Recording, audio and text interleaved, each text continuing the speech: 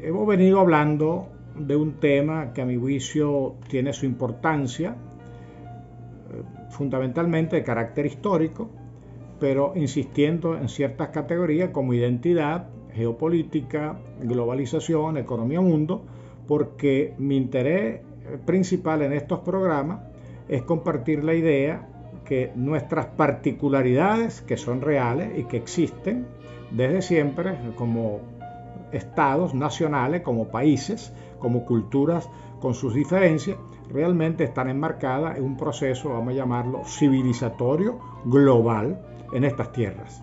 Cuando digo estas tierras, tierras americanas, y americana no es un concepto que de manera errónea se ha reducido a los Estados Unidos o a Norteamérica. Tierras americanas son nuestras tierras de norte a sur, de sur a norte, ¿no? Y de este a oeste, todo el continente. Este continente no existe como América, con la denominación América, como ya hemos dicho en programas anteriores, sino a partir de 1507. Yo no discuto los conceptos, que son conceptos discutibles, descubrimiento, encuentro, resistencia. Yo creo que esos son conceptos políticos, ideológicos, que se utilizan después para calificar o descalificar el pasado. Pero los europeos, evidentemente, fue un descubrimiento. Ellos no sabían que existía este continente.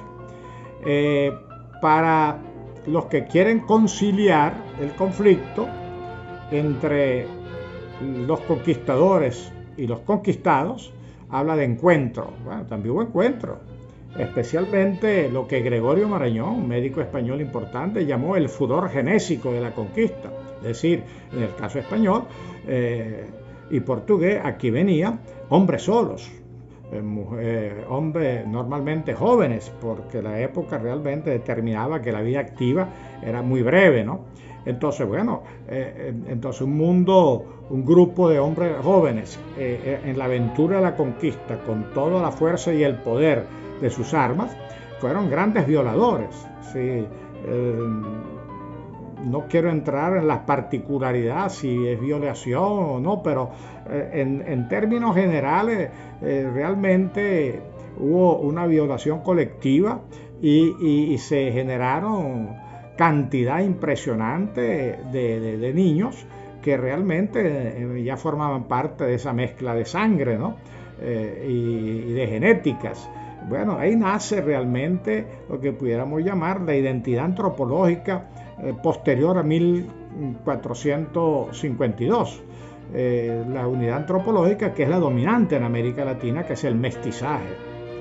Esa tontería del presidente argentino que repite algo muy común en Argentina, de que ellos son fundamentalmente europeos, eso no es cierto. Sin negar la predominancia de la emigración italiana, española, ¿no? O que los norteamericanos y los canadienses, ellos son anglosajones, ¿no? Blanco, anglosajón y protestante. Bueno, eso va siendo cada vez menos verdad. Hoy en día la población de Estados Unidos, 300 y tantos millones de habitantes, más de 150 millones son de origen afroamericano, asiático, de los diversos países de Asia, del Medio Oriente, hispanoamericano, latinoamericano. Realmente ya hay una multirracialidad, multicultural, a pesar de que todavía en una sociedad como la norteamericana, la separación de grupos de color, vamos a llamarlo así, de manera indebida, se mantiene, pero también hay un nivel alto de mezcla e integración. Ahora, al sur del continente, Centroamérica y Sudamérica, el mezclaje es total, es total.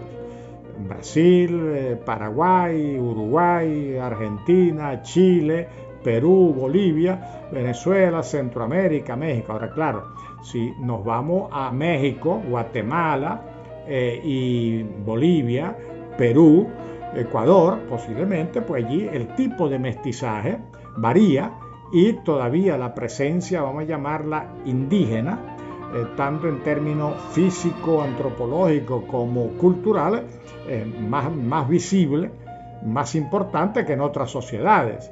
Si vamos a Guyana o a Trinidad, nos vamos a encontrar con un mestizaje, básicamente dos comunidades, una de origen hindú y otra de origen chino, presente allí, y europeo, en donde también hay un nivel de mestizaje, pero en donde los grupos todavía mantienen cierta separación política y algunas diferencias de tipo social. Entonces, bueno, esto es variable, ¿no? Pero en general yo diría que nuestro continente, y particularmente la zona al sur del Río Bravo, es un continente mestizo.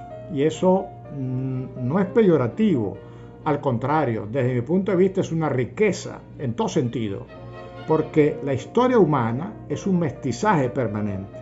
Los pueblos que se aíslan, los pueblos que niegan otras influencias culturales, los pueblos que intentan o pretenden ser razas puras, normalmente degeneran y desaparecen antropológicamente. Y países que se jactan de una pureza racial, por ejemplo en su momento los alemanes, con la ideología nazi, los japoneses mismos, ¿no? Que ellos son muy cuidadosos en el mezclaje. Bueno, en Japón hay una minoría de origen no tradicional japonés, que los japoneses tienden a negar, pero que esa minoría está cerca del 5 o 6% de la población. La misma China, la China es una multiculturalidad. Uno cree que los chinos todos son chinos, perdonen la simpleza, pero no es así. Hay grupos religiosos y de origen étnico y de lenguas diferentes. De la India ni hablar.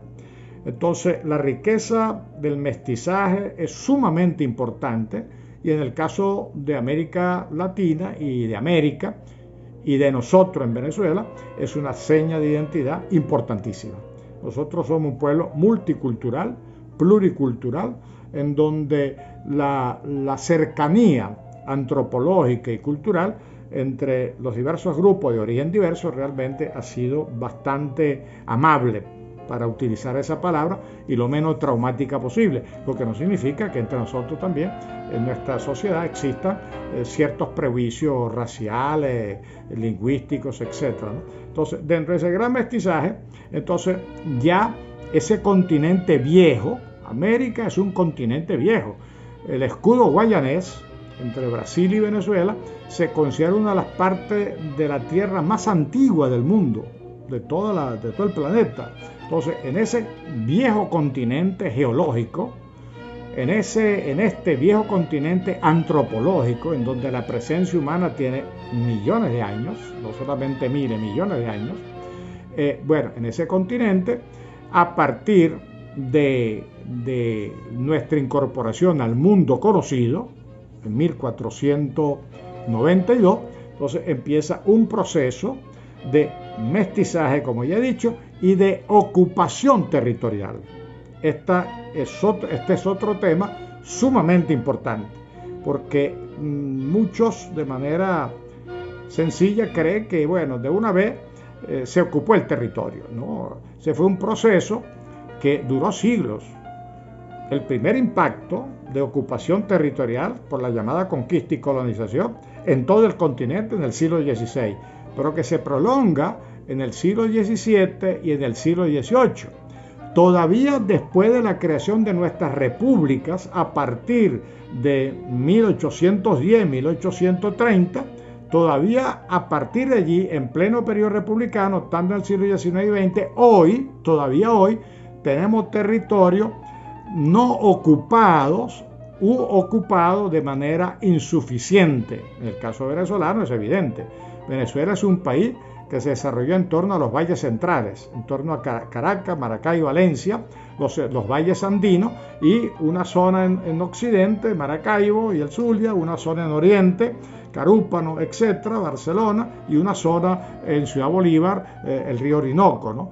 Que se integra apenas en el siglo XX, que se integra territorialmente y demográficamente con las migraciones internas. Entonces, todavía hoy nosotros tenemos territorio no plenamente ocupado, y por eso el pleito con la Guayana Esequiba, con Guyana, porque la Guayana Esequiba realmente formó parte del territorio venezolano, lo estamos reclamando, pero nunca la República, el Estado venezolano, nunca realmente llegó a ocuparlo en términos reales, en términos físicos. Y hay un principio del derecho, es que el territorio vacío es de quien lo ocupa. Y ese es uno de los grandes problemas que tenemos en Venezuela con la reclamación de la Guayana, de la llamada Guayana Esequiba.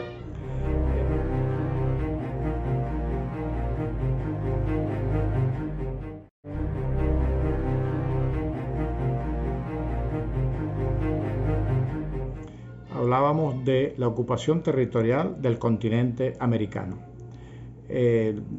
Todavía hoy, una característica, especialmente en nuestras tierras del sur, Centroamérica y Sudamérica, una característica importante es que básicamente nosotros hemos desarrollado desde la colonia hasta el siglo XX y todavía hoy lo que se llama en economía áreas o hinterland o regiones geoeconómicas de exportación. Básicamente nuestras economías siguen siendo economías de exportación de materias primas. Entonces la principal concentración urbanas en América Latina se dan en las zonas portuarias. El Río de la Plata, Buenos Aires, tiene un gran desarrollo porque allí salía buena parte de la producción de plata del Perú y el Alto Perú, que hoy es Bolivia, el Río de la Plata. Comercio entre legal e ilegal, dominaba lo ilegal y que manejaban los ingleses, y por eso la presencia inglesa, entre otras razones, en las Malvinas, que era un poco como el dominio del mar para manejar el comercio internacional, en este caso de la plata de Sudamérica. En el lado chileno, sobre el Pacífico, Valparaíso, a pesar de lo apartado del país y el puerto, pero terminó siendo un puerto importante de conexión en la zona pacífica, inclusive con Asia y con el norte de Sudamérica. En la misma costa pacífica, el Callao, en el caso brasileño, y ni hablar del eje mercantil y comercial que significó Panamá desde el comienzo, ¿no? Como punto de conexión entre el Caribe Atlántico y el Pacífico, entre la costa atlántica de América y la costa pacífica de América. Esa economía puerto de exportación, de agroindustria de exportación, que sigue teniendo importancia hoy, Río de Janeiro, el propio Sao Paulo, está cerca del puerto de Santos, Cartagena de Indias, en fin, Veracruz, son todo una configuración portuaria, y las ciudades que ya yo identifiqué. En el caso venezolano tenemos en occidente Maracaibo, que desde muy temprano, desde el mismo siglo XVI, se convierte en una importante zona portuaria, fluvial, lacustre, Caribe. Entonces, un eje de conexión que fue muy importante hasta el siglo XX prácticamente, con la economía del café. Después tenemos el eje Puerto Cabello, La Guaira, que van a manejar todo el comercio de exportación de la zona central de Venezuela, inclusive que a través de San Juan de los Morros y Calabozo, de los llanos venezolanos. Entonces, ahí había otra concentración geoeconómica de economía de exportación. Y en el oriente, Carúpano, lo que después es Barcelona, que después se desarrolla al lado Puerto de la Cruz, y en el Orinoco Ciudad Bolívar, Angostura. Bueno, todos esos son ejes fluviales, lacustres, marítimos, portuarios, que encabezan la ocupación del territorio. Desde allí es que se adentraban a encontrar nuevas tierras, buscaban nuevas riquezas y se desarrollaban las diversas producciones de acuerdo a las características de la zona. Se encontraban oro, encontraban metales preciosos, encontraban, bueno, el cultivo del cacao, el cultivo del café, caña de azúcar, cueros, en fin, todos los múltiples productos susceptibles de una economía fundamentalmente agropecuaria. Bueno, esa ocupación del territorio no fue pacífica porque en toda conquista humana, no importa la época, no importa el país, no importa la zona, toda conquista en principio es violenta, porque si alguien está ocupando un territorio y llega otro grupo a querer compartir el territorio o a desplazarlo de ese territorio, va a haber conflicto. Ahora, hay pueblos más belicosos que ejercen más resistencia y hay pueblos más pacíficos que tratan de convivir, y por eso llegamos a poder determinar ciertas diferencias en las conquistas, más pacíficas, menos pacíficas, más agresivas, menos agresivas, pero todas en principio son inhumanas, son crueles, son violentas, y en todas hay abusos, ¿no? Pero repito, el nivel de violencia está determinado de alguna manera por el nivel de resistencia o el nivel de aceptación de los intrusos o de los presuntos, los que quieren conquistar. ¿Quién conquista a quién? Normalmente siempre prevalece el grupo humano con mejor tecnología de guerra o con una mayor evolución técnica. En el caso americano está muy claro, o sea, el arma de fuego, la pólvora, la armadura, el caballo, en fin, otros elementos fueron configurando ventajas importantes que determinó la derrota en la mayoría de los casos de los indígenas americanos en los diversos territorios. Pero además la ciencia en las últimas décadas ha agregado un ingrediente importante de manera científica. O sea, la principal causa de mortandad no era ni siquiera la violencia por guerra o por armas, sino por gérmenes, virus y bacterias, porque lógicamente las poblaciones autóctonas no conocían ciertas enfermedades y por consiguiente sus organismos no estaban preparados para ello. Entonces eran portadores quienes llegaban, pero a la inversa también. O sea, se dificultaba la conquista porque los invasores no estaban preparados para esos climas o esas circunstancias ambiente, ¿no? Por ejemplo, para no ir muy lejos, el Canal de Panamá, hubo un primer proyecto de construcción francés, pero que no pudo concretarse por la malaria.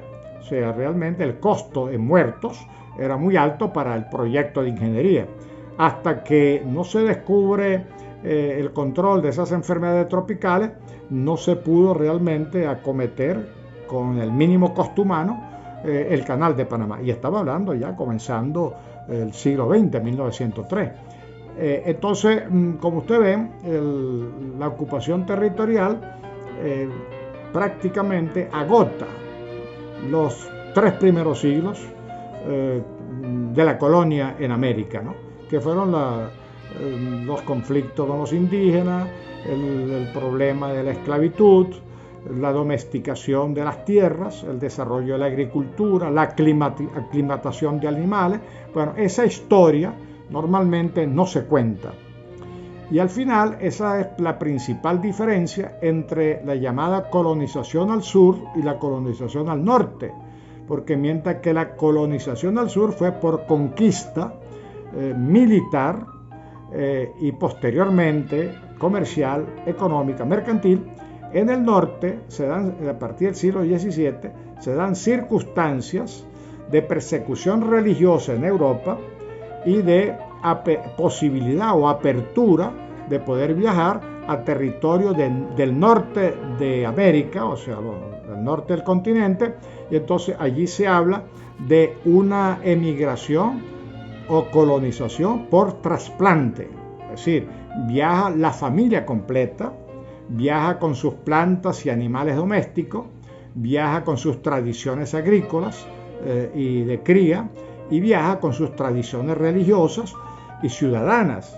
Entonces hay un trasplante civilizatorio y lógicamente la violencia en la medida que quieran ocupar más territorio y la respectiva defensa de ese territorio. En el sur fue totalmente al revés. Un grupo invasor de hombres que, bueno, arrasaban de manera violenta o primaria con todo. Entonces eso se iba creando dos grandes diferencias y por eso el mestizaje en el sur es mucho más intenso y mucho más resaltante que el mestizaje en los continentes del norte de América, ¿no? Así que creo que la ocupación del territorio va a ser determinante para después definir las futuras naciones de América, pero ya ese es un proceso que se va definiendo entre el siglo XVIII, cuando ya se puede hablar de nacionalidades o culturas locales o nacionales definidas, el movimiento político que lleva a la emancipación y después el desarrollo a través de las diversas repúblicas de lo que pudiéramos llamar los proyectos nacionales.